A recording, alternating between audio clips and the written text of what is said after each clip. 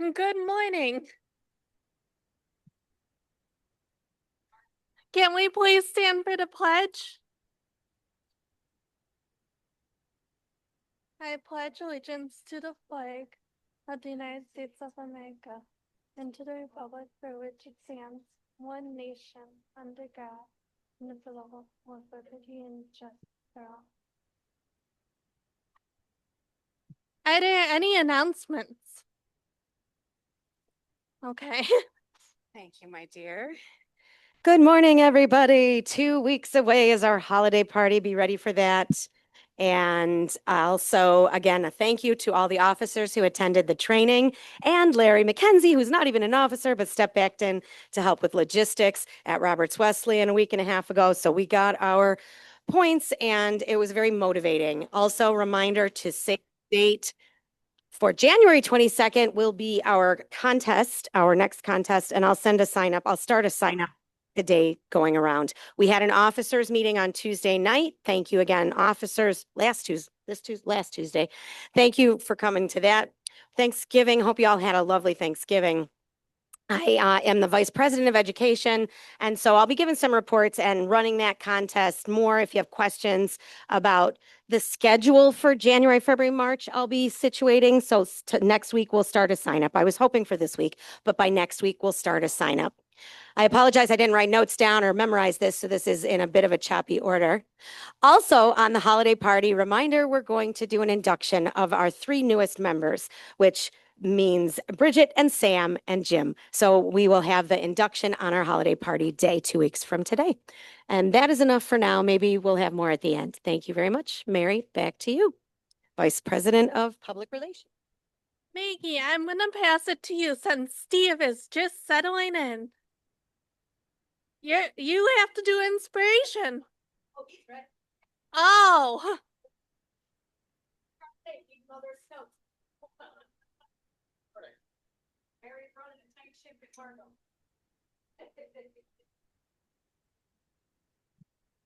I'm here, a little late, but I'm here. Get up there.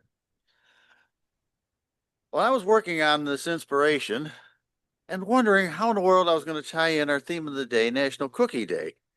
And I realized I didn't have to. That's the beauty of this organization.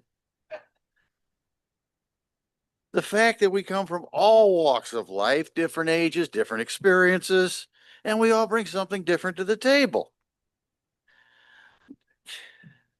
But we all come together for the same reason, to become better speakers and to learn from each other. That's what this inspiration is all about, to help us focus. And why we come here and online in the morning to improve our skills and learn from each other. This is how we grow. Madam, person of the day. Thank you. Now I'm gonna turn it over to Maggie. I have your stool already. Thank you, Mary.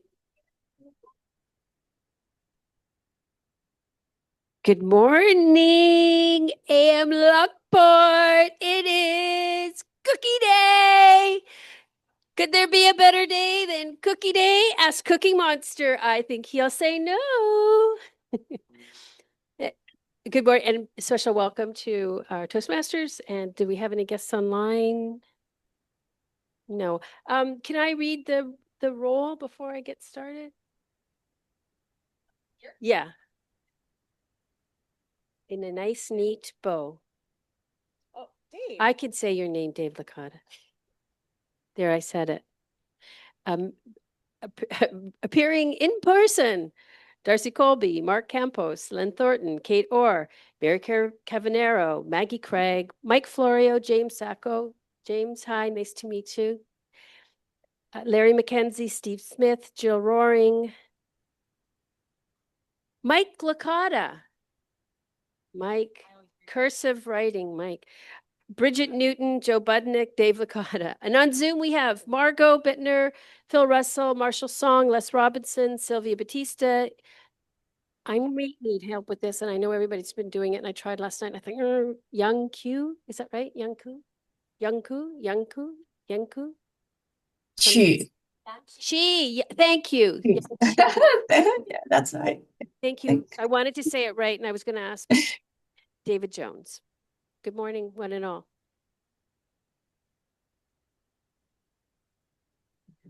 And that was the meeting. I hope you had a good time. And eat a cookie. So National Cookie Day was officially announced or pronounced in 1987 by Matt Nader of the Blue Chip Cookie Company in San Francisco. And he decided that we should proclaim a day to celebrate America's love of cookies. And the idea caught on. And one of the ways it was able to catch on and become so popular, because you all knew about it before I walked in this room or before we put it, did you all know? You all knew, right? What a great opportunity in December to get your cookie swaps going and start baking for Christmas. Cookie Day is a good excuse for that. But it became Sesame Street put out a cookie magazine and helped to promote it. And it was they put out a calendar, and of course, Cookie Monster got behind it. And there you have it. The popularity of Cookie Day began. I would say that every day should be Cookie Day, and maybe this should be the day that we just take a day off from Cookie Day, but that's not how it works. So let's maybe this is the only day that we admit it's Cookie Day. I'd like to introduce our word master for the day, and I didn't read her name. So Beth, are you here? And if she's not, well, I move on. And Kate is going to come up in a moment, but we'll move on. Before then, we will call up our grammarian, Mike Licata.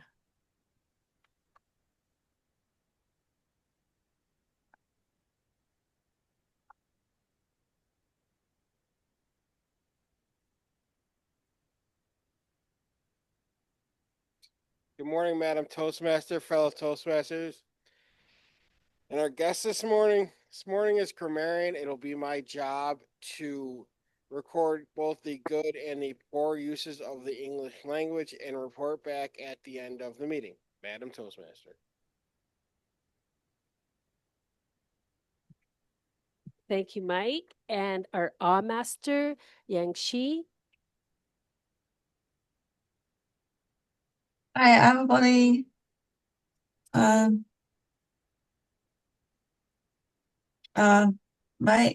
job today to be our masters. Thank you. Yang is going to count how many ahs you say, so pay attention to your speaking patterns. Our quote, I think can we go to the word yet? Kate, raise your hand when you're ready. Okay?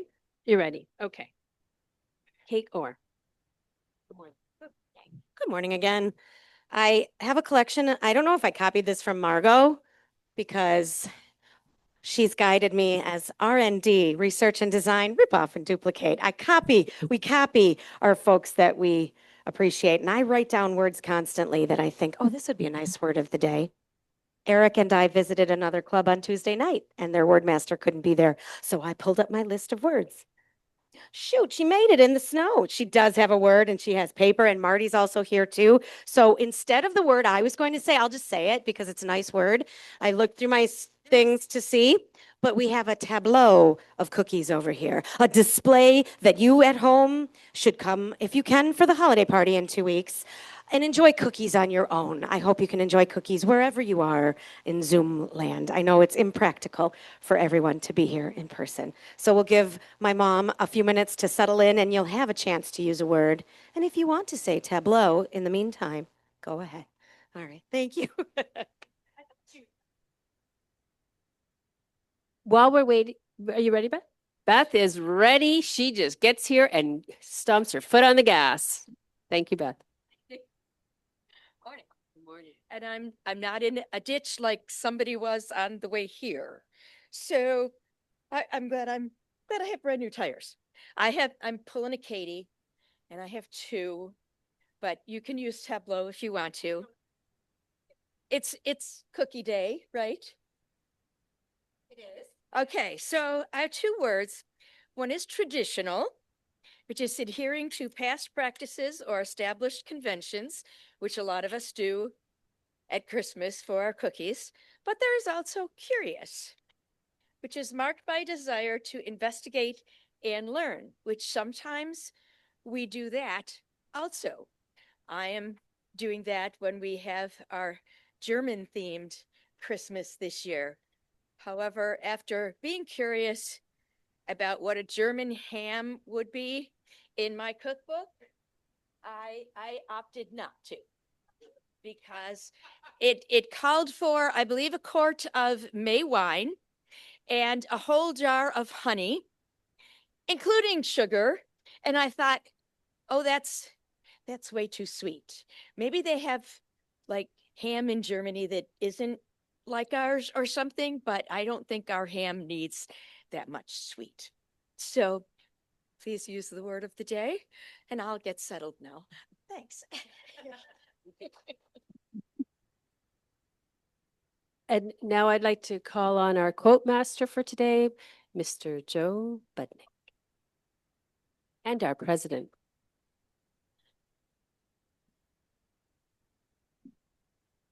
I can actually tell you all a really gross story about German ham, but I'll spare all your appetites.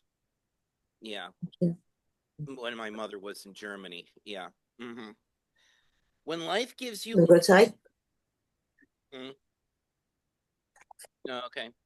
When life gives you lemons, toss them aside and eat cookies instead from Reader's Digest. Early bird gets the worm, but cookie tastes better than worm, so let me sleep in, Cookie Monster. I agree. If I had 10 cookies and you took half, do you know what you'd have? Exactly. That's right. A black eye and a broken hand from Cool Funny Quotes. Thank you.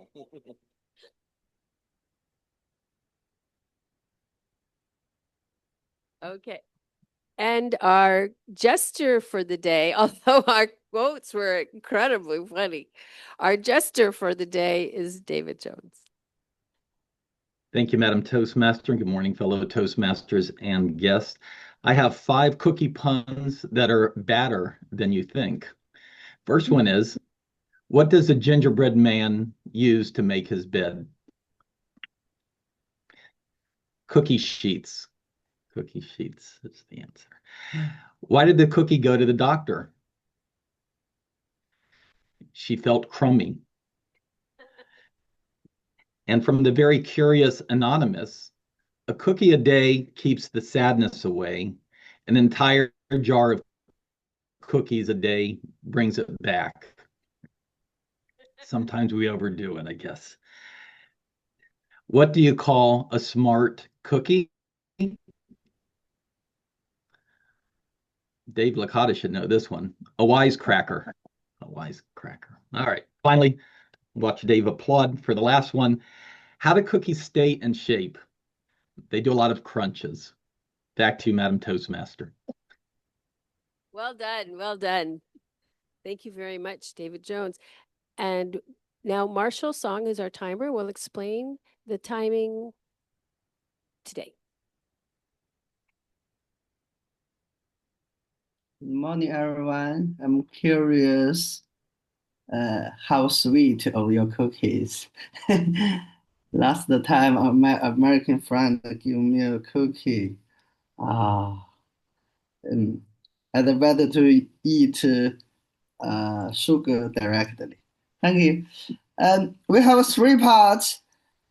Table topic parts is 1 to 2 minutes. At 1 minute, I will show you green background. 1 minute and a half show you yellow. 2 minutes show you red. We have 3 prepared speakers. You are 5 to 7 minutes, right? At 5 minutes, I will show you green. 6 minutes show you yellow. 7 minutes show you right. And for individual evaluators, you have 2 to 3 minutes. I will show you green background at 2, yellow at 2.5, red at 3 minutes. Enjoy your cookie. go back to you. Thank you, Marshall. And finally, I would like to invite Sylvia Batiste to tell us about being Quizmaster. As Quizmaster, good morning.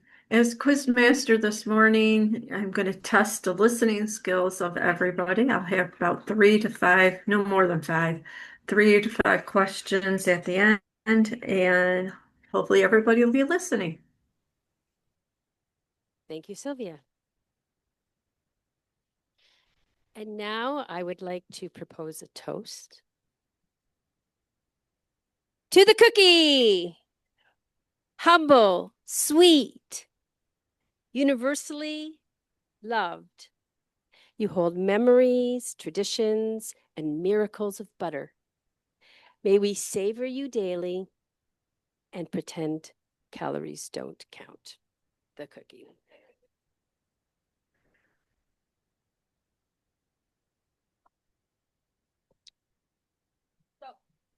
Just a little bit before we go to table topics about cookies, the global cookie market was recently valued at $39.6 billion. It's projected to grow to $54.9 billion by 2030. As of 2025, the US cookie market itself is estimated to be worth $4.3 billion. Within the US packaged cookie industry, the leading cookie categories remain chocolate sandwich cookies and chocolate chip drop cookies. This shows that cookies are not just fun treats. They represent a multi-billion-dollar industry globally and nationally. I priced out my baking list in different decades. In 1950, by the way, when I say I priced out my baking list, it's because over there, I made a bunch of different cookies, which I'll explain about. I'll talk about those later. In 1950, my bill would have been about $6.50. 1961, $8.40, the year I was born. That's why wouldn't you pick that year? 1990, the year my son was born, roughly $25. 2015, just before the world fell apart, not too long, but a few years before the world fell apart, about $55. My bill at the grocery store, I'm going to say that it's between $100 and $150, the shopping list, because I probably picked up a couple of extra things, but not much. My bill was $179. So it depends on the staples you have on hand and the quality of the cow that made your butter. So I'd like to move on to table topics. And as we do, please feel free to reflect on this universal truth. Cookies have gotten more expensive, but somehow they're worth every penny. So I'd like to call on our table topics master, Mr. Mike Florio.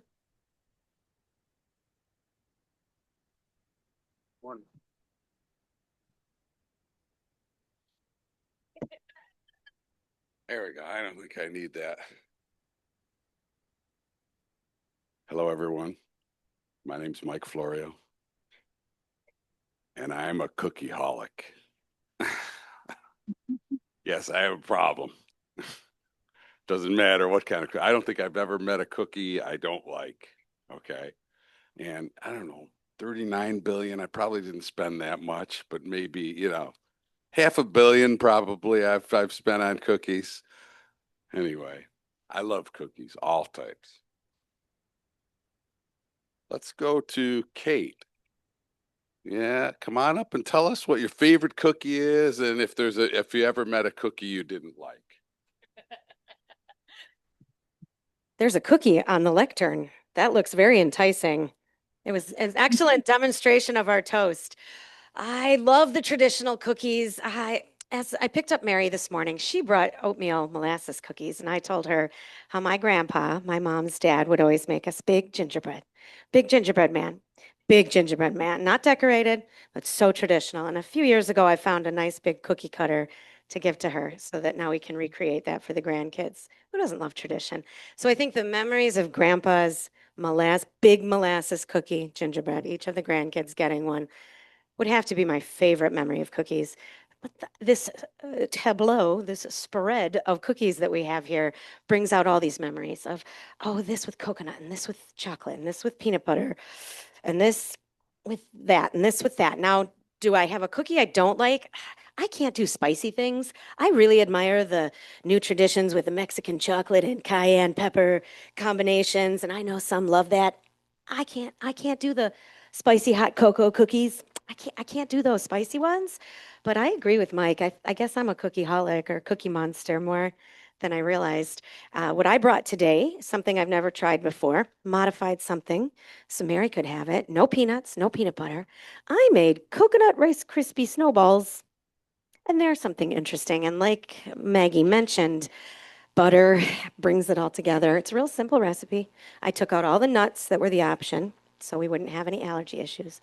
So it is literally just butter, sugar, dates, Rice Krispies, and coconut. Simple as that. So that was a nice thing to make last night and bring to share. Thank you, Maggie, for bringing us this. And Mike, Cookie Monster, back to you. Thanks, Kate. Well, each holiday season I get roped in with helping with cookies, making the cookies, right? And you know, for me that's a tough thing to do, you know, because I have to test, right?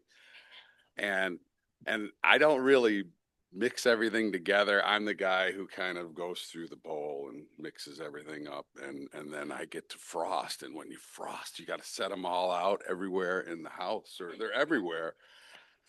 And they're just calling to me, right? I've got to go and get some.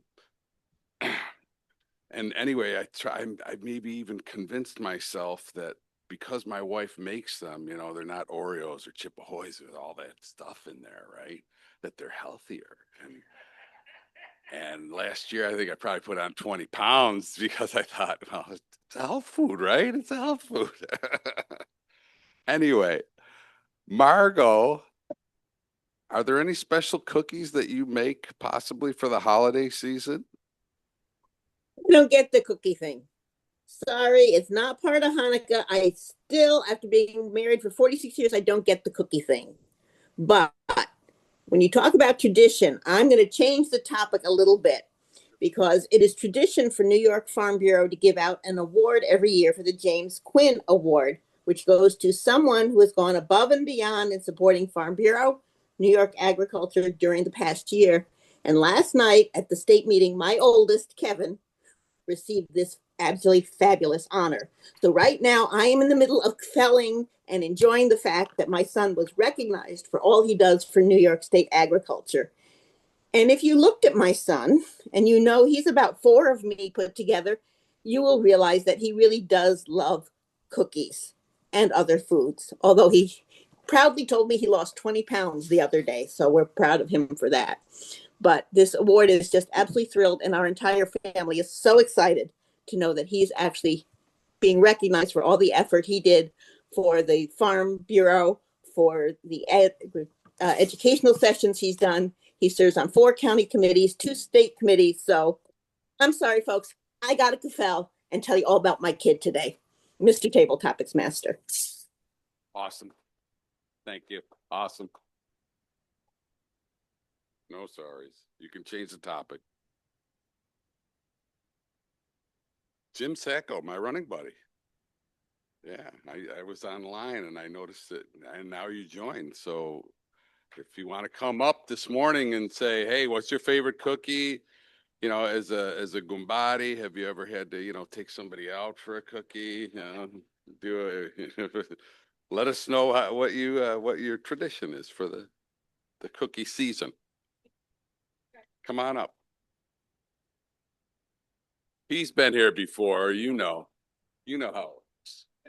You got it. Thank you, Mike. Fellow Toastmasters, I am joining Toastmasters. I decided to do that again for a second time. And Mike, it's good to see Mike again. I miss Janine's class. I'm not getting up at 6 a.m. to go to her 6 a.m. Pain and suffering class. So, but anyway, it's tradition. Or cookies. Yeah, this is Christmas. I mean, I just want to go back to that second table topic. What's your favorite cookie that you make? Yeah, well, I know Margot kind of moved off of the topic, but I'll go on it. Italian cookies. I'm Italian. My wife made cookies with my grandmother, with my aunts, with my father, and she still carries on that tradition. Some people talk about pizzelles. Well, pizzelles are so simple to make. I love pizzelles. They're simple. It's the honey cookies we have at Christmas time. We still haven't done the cheech cookies in a long time. That's you're grinding up the chichi beans, the mincemeat, and what have you, and they have to be deep fried, and you stuff them um, in the cookies, dough, what have you. But my favorite are lady fingers. I love lady fingers. And we make those generally the last cookies we make right before Christmas. And that's because they're made with many eggs. There's about 2 dozen eggs to make the lady fingers, and they go stale quickly. So you make them quickly, and they're usually the first cookies that we eat. But I love Christmas time. I usually put on about 20 pounds making cookies, and I will bring some in, yeah, to share some when we have our Christmas meeting. So thank you. All right, thanks, Mike. I knew you'd pick on me. I had you right scoped in. All right, well, now I guess we should call for a timers report this morning. Do that. Come on up, Art. Hi, Marshall. Okay, thank you.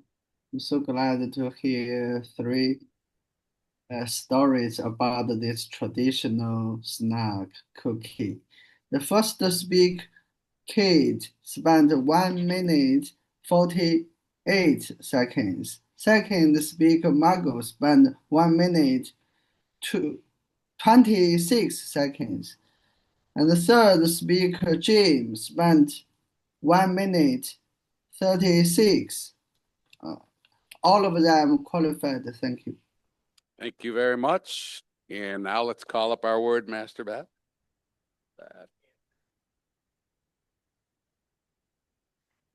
I guess I must have chosen very good words because all three contestants use the words. Thanks. I was a little worried about Joe there, but he did. Okay, I'll turn it back over. My pleasure. Thank you. Thank you for helping me out with my stool. I appreciate that. Anybody else that feels like they need to use this stool, you just go right ahead.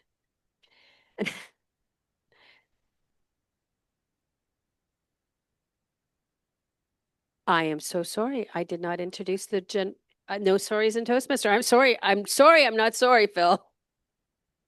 I would like to introduce our general evaluator for today, Phil Russell. How could you forget it, me? I am the most important person here. I got a turkey hat on. It's tradition every year. Every year I go and I put a turkey hat on but Turkey Day is over, but I did use it all Turkey Day. And unfortunately, I did embarrass my wife all the time for going down to Skaneatlas Lake for dinner and using my turkey hat. So I'll take it off because it's past.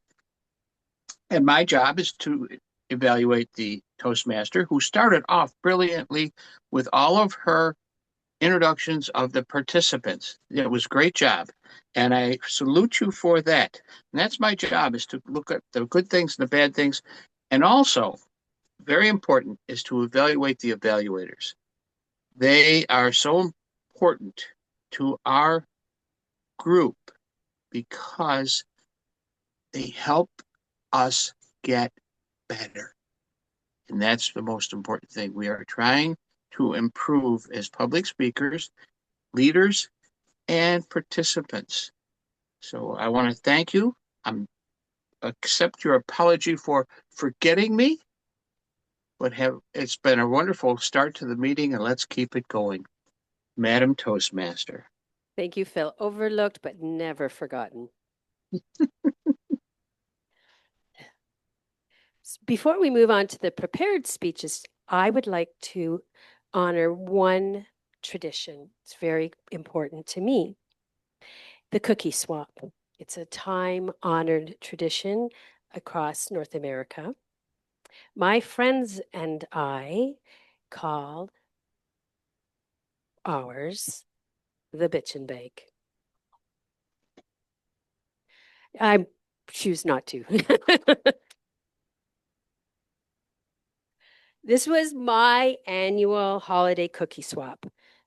12 dozen cookies in, meaning you bring 12 dozen individually wrapped dozens of cookies, and you go home with 12 dozen. So you bring one type of cookie, perhaps you would bring ginger snaps, but you go home with 12 dozen different cookies, and your Christmas baking is done.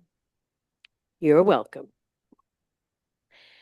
This was my this was a great way to get together and BITCH and talk about what's going on in your lives and laugh. And, you know, one year we did karaoke, other years we went through the neighborhood with a chain singing carols. We just let go and have fun. So it's about baking, but it's about getting together with your girlfriends. Cookie swaps allow you to have a variety of Christmas delights on hand while only buying the ingredients for one cookie. And it's about community and storytelling and reminding each other that things are better when we show up like this today, even if our cookies are a little overbaked. Please enjoy our prepared speeches. And I would like to call up, sorry, I would like to call up, and I don't have an agenda. Could I just have an agenda? I thought I had an agenda here. Could I just have an agenda? Our first evaluator is Dave Licata. Thank you very much.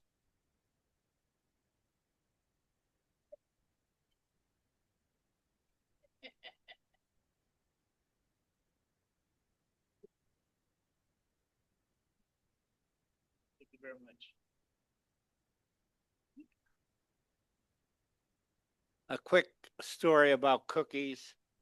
We had a lady named Paula Mitchell. Paula Mitchell had significant issues with her sister, couldn't wait to share stories about how silly her sister was at every opportunity, said that her kids were very sharp either because her sister would light up the oven, let it get to 350 degrees,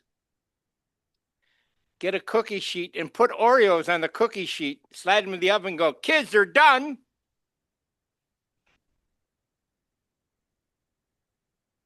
Thank you. We got Larry McKenzie. This is going to be such a tough assignment for Larry. The purpose of this project is for the member to develop the method for giving impromptu speeches and practice adapting rehearsed stories during a presentation. Oh, the Toastmaster of the day will choose a random speech topic from the list provided. You on board with that? No? How do you want to do it then? Oh, it's already chosen? Thank you. Always be well prepared. It's with great pleasure I'd like to introduce my dear friend and Toastmaster, Larry McKenzie.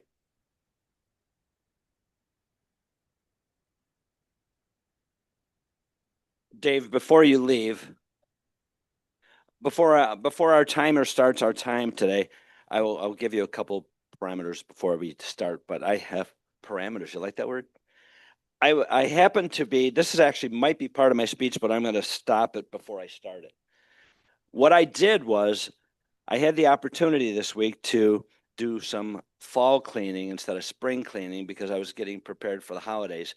And I happened upon a box of things that I was going through. And Dave, I'd like to present you with the certificate of appreciation awarded to David Licata for participating in the Area 11 speech contest. We couldn't do it without you. Awarded this 29th day of February, 2020. Now, Dave, that was right around the time when we shut down the world. So if you'll forgive me for the time delay. I was actually the Area 11 director during that time. So Meet again, right? actually, you left early that day. That's why you did not receive your thing. Okay. For our timer today, my speech today is two separate speeches, which are 3-minute speeches. So for Marshall, if you could give me the green light at 2 minutes and 45 seconds, the yellow light at 3 minutes, and then the red light at 3:30. And Okay. that's for both parts of my speech. Okay. 2:45, 3, and 3:30. Okay. And there's two separates. Thank you. Okay. We're ready. We're moving on. So in that, today is an impromptu speech. And when I came in this morning, I know it's National Cookie Day, and the tradition of cookies is a wonderful thing. And this brought back so many memories to me.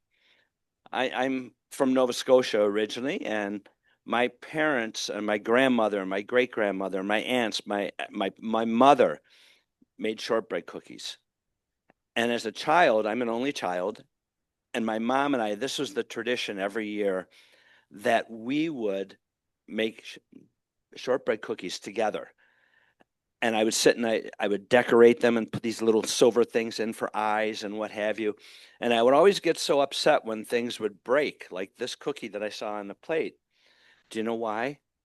I had to eat them because they were broken. You couldn't give them to guests. So in my decorating, I sometimes would maybe break them and so that I could enjoy them. So thank you for the memory this morning.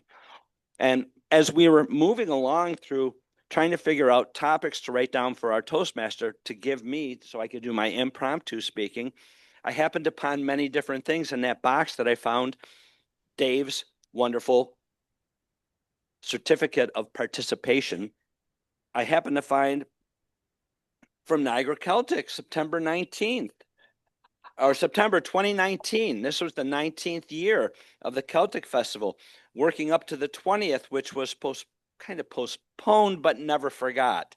So I do have this, Beth. I'll pass on to you. I'm actually I'm purging things. I'm getting rid of, and with that, the first part of what I was doing, I was looking and I found this newspaper clipping which I kept, and the date is from 2019.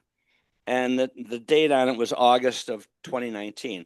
And on it says, screen time and your kids. And there was a great big article about limiting the screen time with your children and do more things with them. Shortly thereafter, what happened? COVID. Everybody's on screens. So it became the new norm.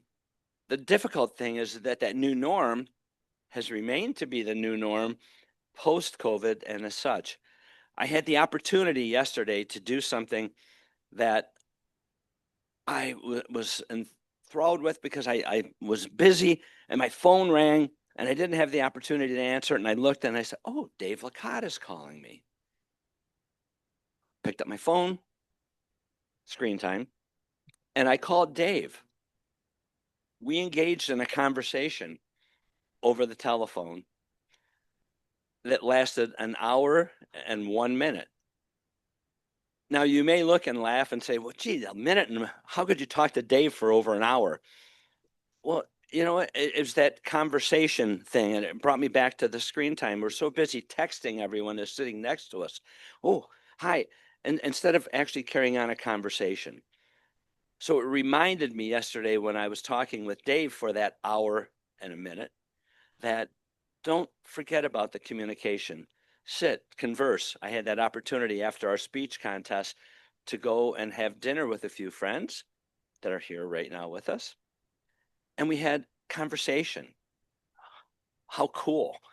So as I work into our holiday season, when you sit around that holiday table, don't forget the conversation. Thank you, Marshall. That would be number one. I'll start over if I may. So it's weird doing Okay. Now Will I have I to do time you again for the exact next same part? times. Yes. Oh, same time. Okay. Same times. It's kind of weird doing two speeches in one, but it was part of my. All right. Marshall, you can start the time now. I apologize for the time delay.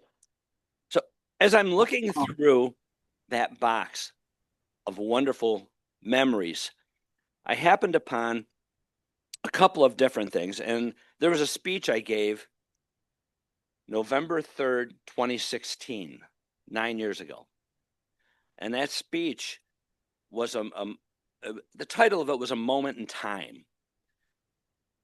Now, a moment in time, if anyone remembers, there was a song back in 1988 that Whitney Houston made famous, and the song was called One Moment in Time.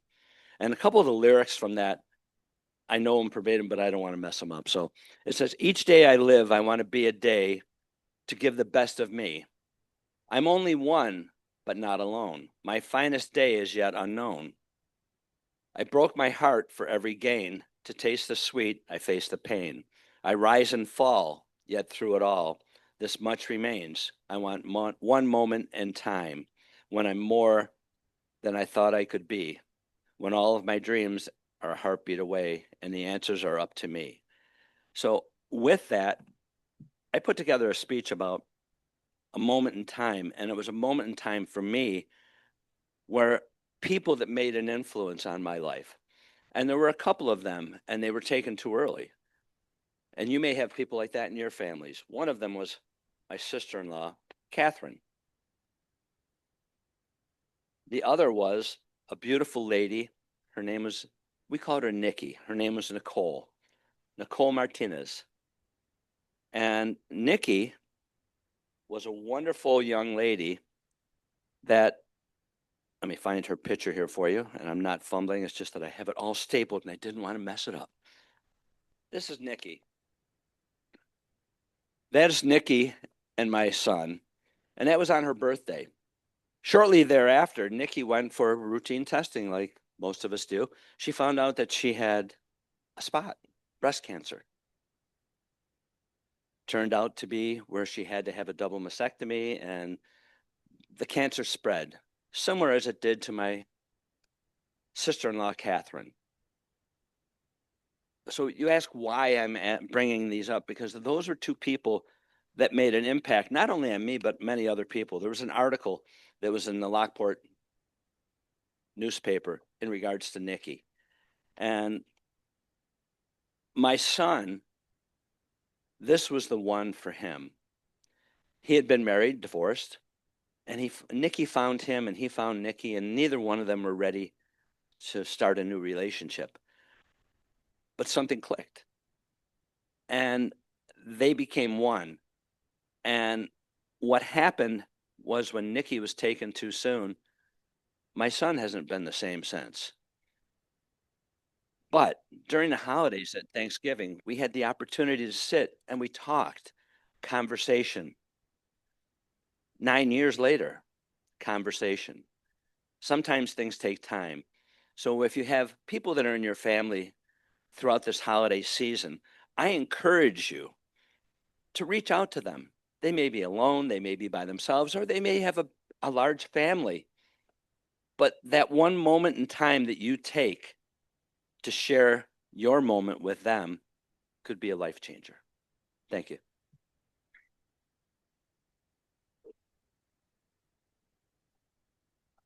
Now I will, for the rest of the story, I will eat my cookie.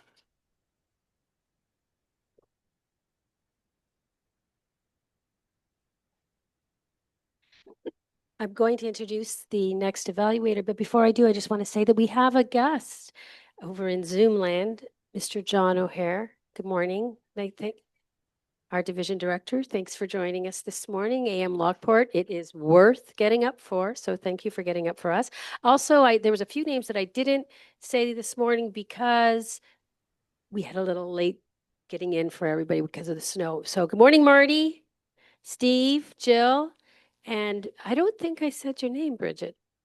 Did I? I did. Okay. Bridget came in early, got up early this morning to print out my agendas and my prop. Thank you, Bridget. I mean, I would like to call up the next evaluator, who is Mark Campos. He will be evaluating Darcy Colby. Thank you.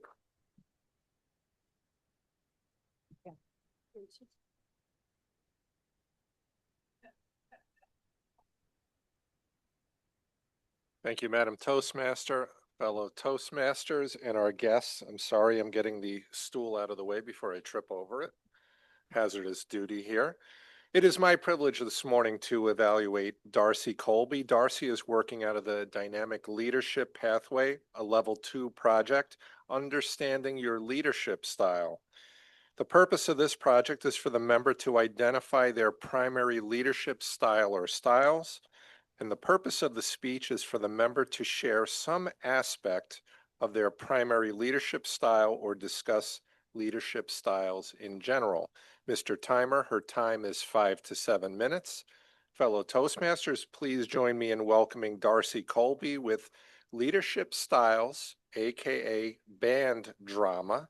Leadership Styles, aka Band Drama, Darcy Colby. Thank you, Mr. Speaker, Master. Evaluator, Mr. Evaluator, thank you.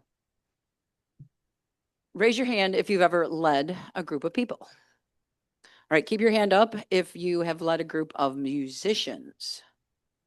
Okay, we have a few. Okay, great. So those that have their hands up, you know how challenging that can be. Now, this speech is about leadership styles and in particular, my leadership styles and how I can embrace different leadership styles to become a more effective leader. I have sang in bands for many, many years, although I have only led bands for about the last 10 years. About 10 years ago, I started my own band because I was tired of being just in the band and I wanted my own band. So I started my own band, Riding Shotgun.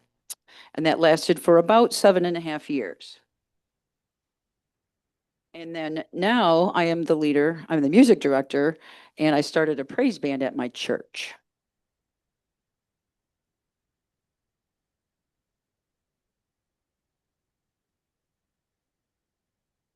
My husband saw me working on my speech and he saw the title of it, the band drama, and he said, "How long a speech is that?" And I said, "It's the standard 5 to 7 minutes." He said, "Well, maybe if you put a 0 on the end of those numbers, you'd have enough time to talk about it." 2.5 years ago, I started a praise band at First Congregational Church in Spencerport, where I am the music director.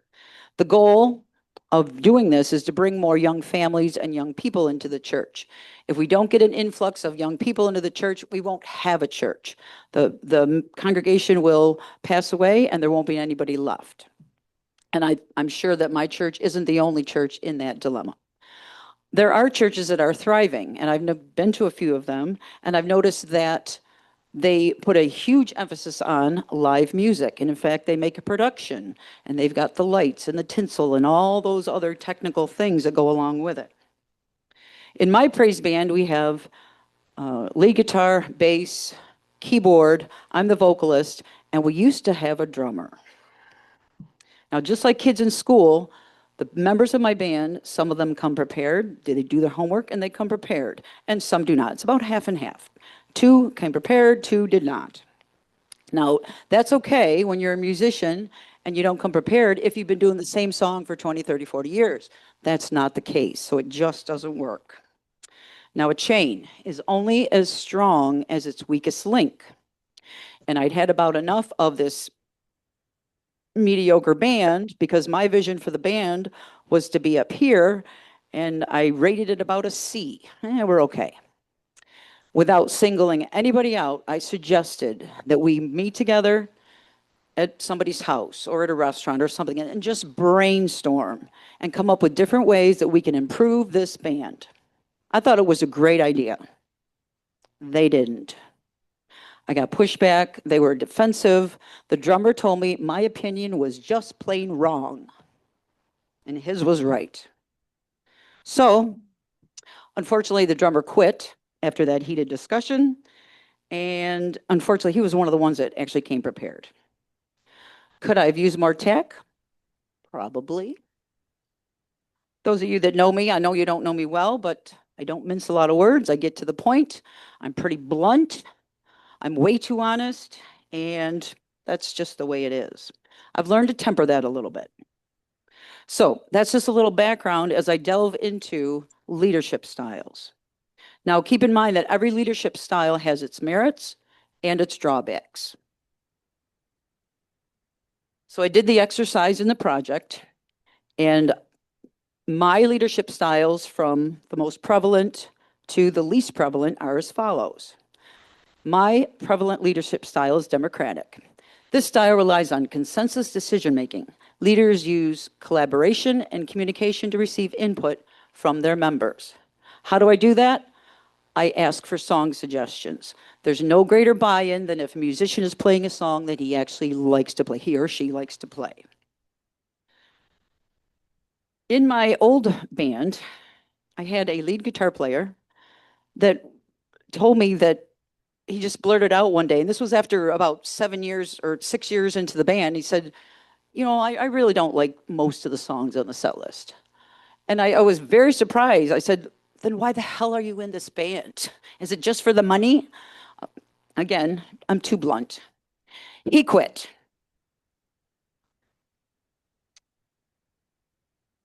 My second most prevalent style after democratic is authoritative. The leader provides long-term direction and focuses on the end goals. The leader gives clear direction and sets the standards. I put this together when I started writing Shotgun Band. These are the guidelines. It gives the goal of the band. It also gives all the little minute detail expectations. The goal of the Praise Band is to be a premier contemporary Christian band in the Rochester area and to provide outstanding quality music for First Congregational Church, other special occasions, and to make a joyous noise for the Lord. It also has 10 very detailed expectations, things that should not have to be written down, but they have to be written down. Like, you got to show up. You got to show up on time. You got to bring all your gear. You cannot come to practice and expect to learn your part. When we come together as a group, that is a time to fine tune everything, not learn your part, stuff like that. My third most prevalent style is pace setting. The expectation is for members to embrace new products and move with speed. The leader focuses on productivity and motivates by setting high standards and leads by